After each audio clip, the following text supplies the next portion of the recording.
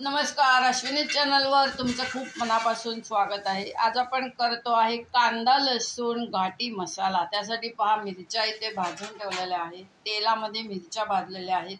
तुम्हाला तयारी दाखवत आहे। खोबरं ठेवलेलं आहे, कांदा ठेवलेला आहे। हा कांदा आता मी भाजून घेत आहे आणि आपल्याकडे आल्या आहेत मनीषा हाके मॅडम। त्या मला शिकवत आहेत कांदा लसूण मसाला। या पहा, ह्या त्या मनीषा हाके मॅडम आता त्या मिरच्या भाजता आहेत। आपण कांदा लसूण घाटी मसाला करून घेऊया।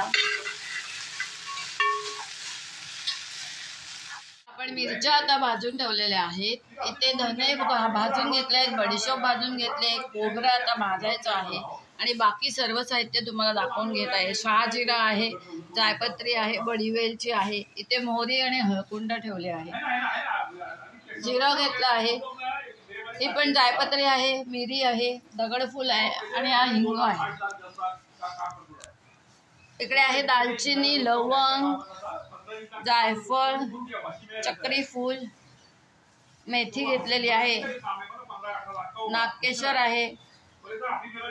आता हे सर्व सुके मसाले आपण थोड्या थोड्या प्रमाणात भाजून घ्यायचे आहेत आणि मग चक्कीवर जायचं आहे। कांदा भाजलेला आहे, लसूण भाजायचे आहे। या मिरच्या सर्व भाजून ठेवलेल्या आहेत। आता हा आपण बनवत आहोत कांदा लसूण घाटी मसाला। आपण त्या मॅडमशी आता बोलणार आहोत, पण आधी भाजायचं काम करूया, मग आपण त्या मॅडमशी बोलूया। हे बघा मंडळी, जो आपण मसाला आता भाजून घेतलाय तो सगळा दाखवत आहे आणि आपण त्या मॅडमशी आता गप्पा मारायच्या आहेत। मनीषा हाके मॅडम इथे आलेल्या आहेत, दाखवत आहे तुम्हाला त्या। हा पहा, खोबरंही आपण असं या पद्धतीने भाजून घेतलेला आहे, कांदा पण या पद्धतीने भाजून घेतलेला आहे, लसूण आपण नुसतीच नेणार आहोत। आता तुम्हाला हाके मॅडम मी दाखवत आहे। या आहेत मनीषा हाके। मी मनीषा हाके अश्विनी मॅडमच्या घरी आली आहे, त्यांना कांदा लसूण घाटी मसाला दाखवायला। मी आता सर्व त्यांना दाखवलेलं आहे की कसं काय भाजायचं। सर्व मसाला माझा भाजून झालेला आले आहे। आता आम्ही डंकावरती जाणार आहोत, तिथं मीठ घेणार आहोत आणि मग मसाला कुटणार आहोत आणि मग अशा रीतीने आपला हा घाटी कांदा लसूण मसाला तयार होणार आहे। आपण आता डंकावर काही व्हिडिओ करणार नाहीये, कारण तिथे आवाज येणार नाही। तेव्हा आता मसाला तयार झाल्यावर तुम्हाला दाखवण्यात येईल।